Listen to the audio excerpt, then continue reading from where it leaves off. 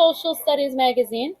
That's okay. We are now on our early settlements magazine. What are some things we notice on the cover of our magazine, 5th grade? Raise your hand. What's one thing you notice?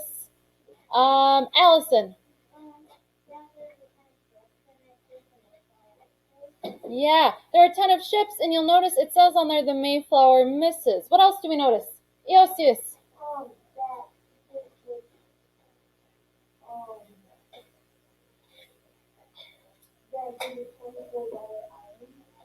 Yeah, it says a $24 island. I wonder what that means. Michael. It looks like a Mayflower and it's a galleon. What was the last part? So, the Mayflower, and then what was the second part that you said? It looks like a galleon. Like a ship. Oh, yeah. Yep, it does. You're totally right. It looks like that kind of ship. Addie.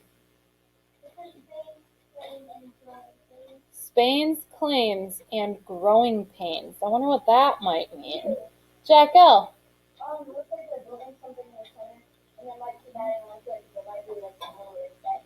Oh yeah, notice how they're building something in the center there? Yep. What else do we notice? Frankie. Oh, never mind. Okay. Emmy. In the center,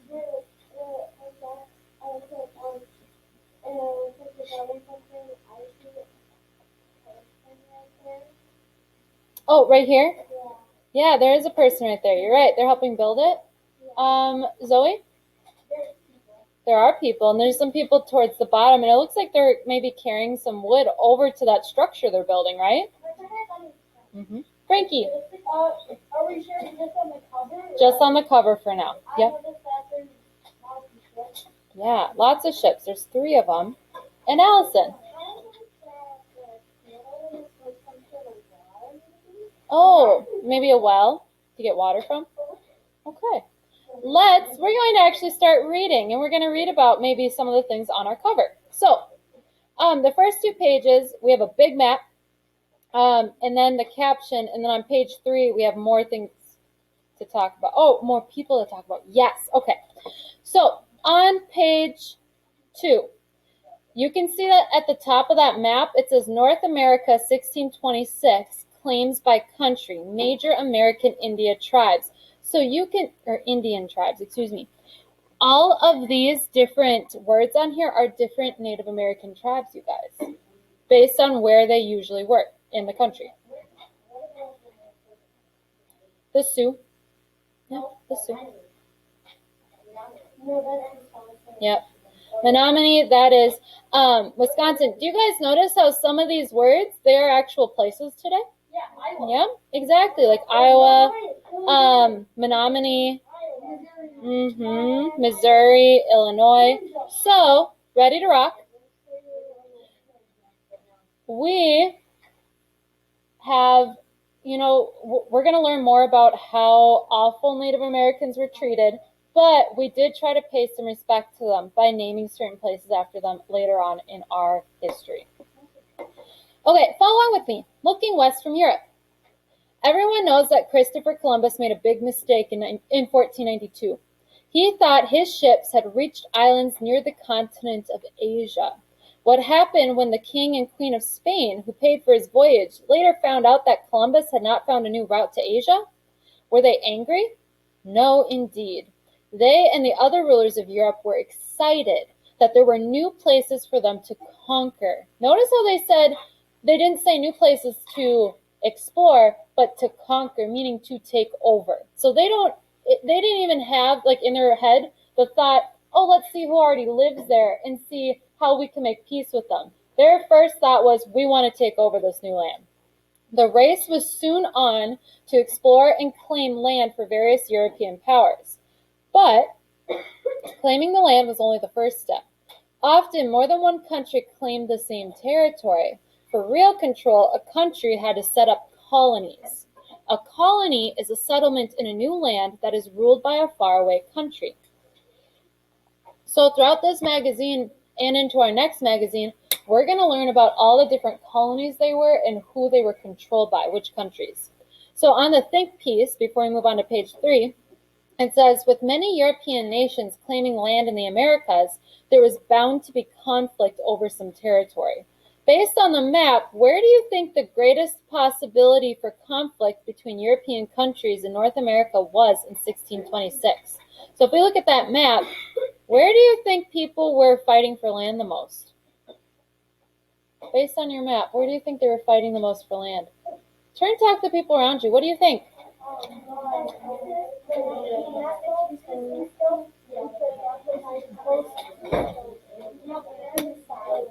And explain why you think that place.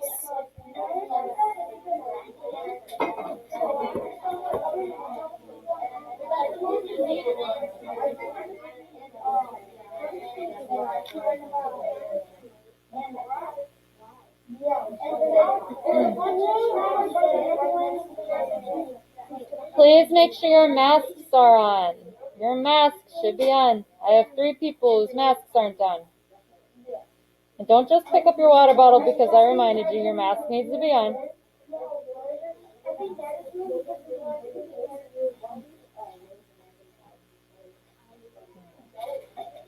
Thank you.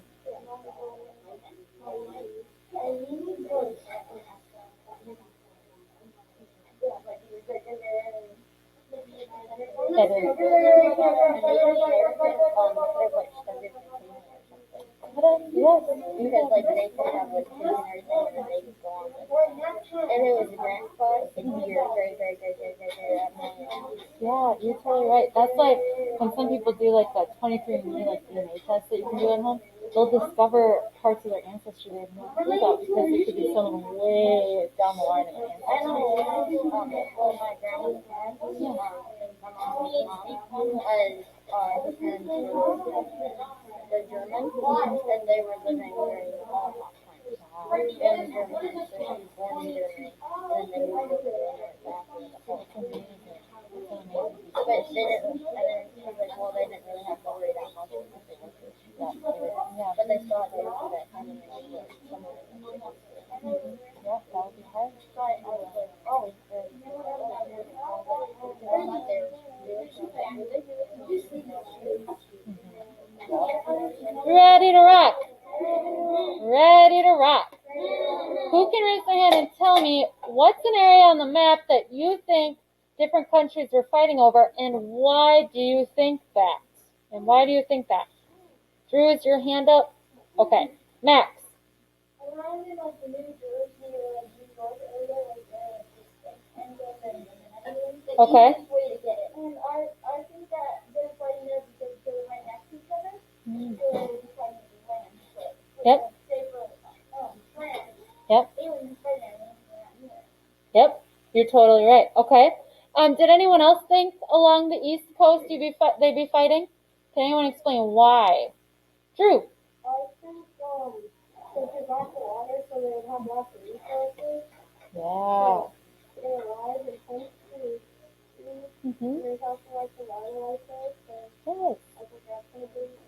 Definitely. Does anyone else agree with Drew that along the East Coast, because there's lots of resources and easy access to water?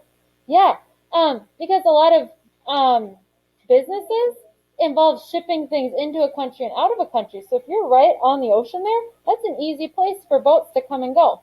What else do we think? Michael? I was also thinking down there, Florida, near the Gulf. Okay. Because they could probably park ships in the Gulf, and then Yeah. if you want to go for transporting. Ah. And for Florida, they could probably have some ships in there, and if they need reinforcements, they can just easily say, hey, England, we need 2 packets of ships in the next few days, and then they can be like, okay, we'll set sail now. And then they set sail, and then they bring supplies.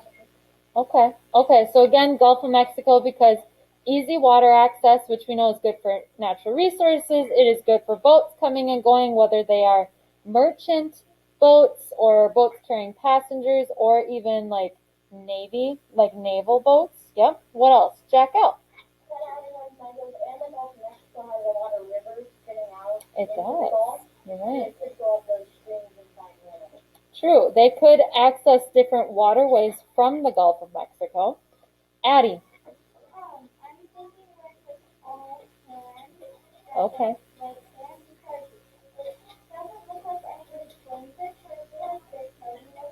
Yep.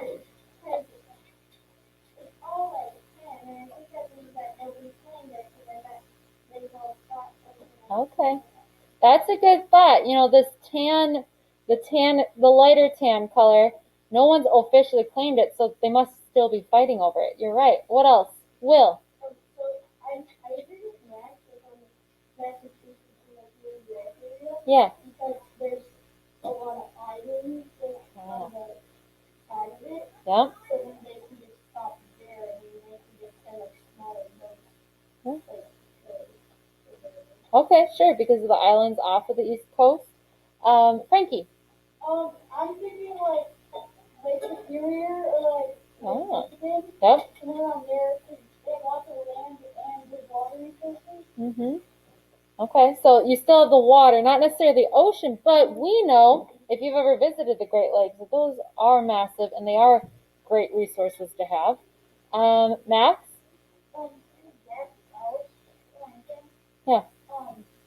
I don't, it's all over the floor south. So wouldn't that matter? Well, it might be beneficial if you had a colony towards the opening of the Mississippi River and then had a colony further upriver, then you could send things down. So, yeah, right? Because you could have more than one colony. Hmm. Oh, yeah. Hmm. Yeah, yeah. Yep, you're right. Drew. Yeah. Sure. For more of the wildlife and all the rivers, and all the rivers usually start up north. Yep. And it's almost going down south. Yep. The whole half of it. The whole half. Yeah. Nope, that makes sense. And what's important to remember during this time, you guys, were there cities right now? No. So when we think of New York City, do we think of lots of animals roaming around? No. Today we don't think of that. But during this time, there was wildlife everywhere. So that is important to keep in mind too. Yes. Allison.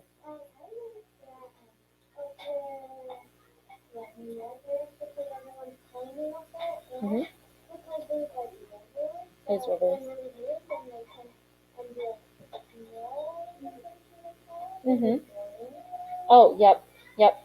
Okay, yeah, that's a good thought too. All right, we're going to move on to page 3. So on page 3, we talk about a couple of different people, why they are important and what country they come from. I will call on people to come over and read nice and clear for us. All right, let's have Will come on over. You're going to read about King Francis the First. You can read from here if you want, since you're over here. All right, so follow along with Will. In 1534, King Francis I of France wanted to be as powerful as other European rulers to compete with Spain and England.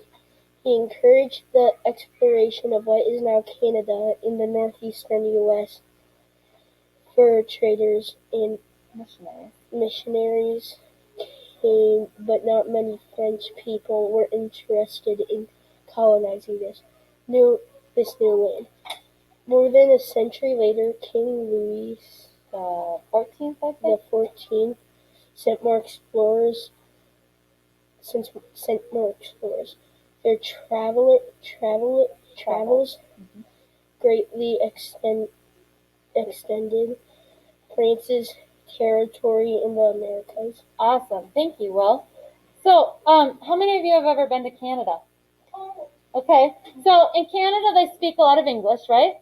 But what's another popular language they speak in Canada? Do you know? Senna?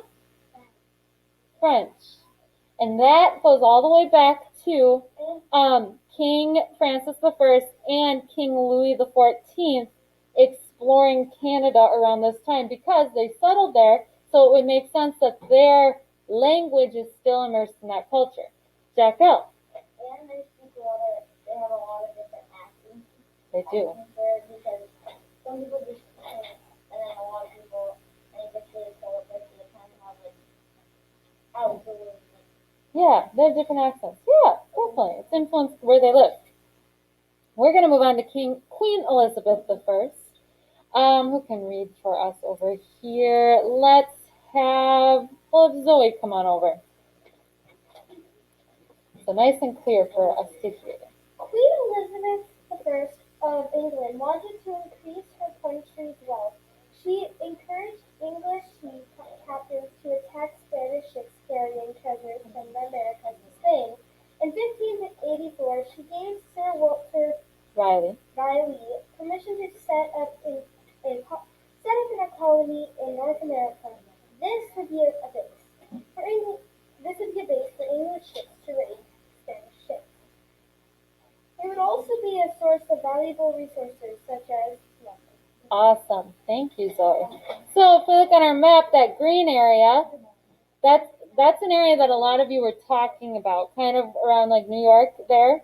That is where England kind of set up their first colony. And Queen Elizabeth was very cunning. She was very wise. So she attacked Spanish explorers to and from the Americas and kind of stole what goods they had gotten from the Americas. All right, Henry Hudson. Let's have Richie come on over to talk about Henry Hudson. Nice and clear for us, Richie. Everyone else, voices off and follow along, please. Henry Hudson was an Englishman, but in 1609, he was working for the Netherlands, sailing along the Atlantic coast of North America. He found a natural harbor, a sheltered place where ships could safely anchor. The harbor was surrounded by good farmland, and the river stretched north from the harbor. He claimed the land. The Netherlands, the Dutch colony of New Netherland, was built around Hudson's claim. 1626, the city of New Amsterdam was established. Later, it became New York City. Awesome. Thank you, Richie. So,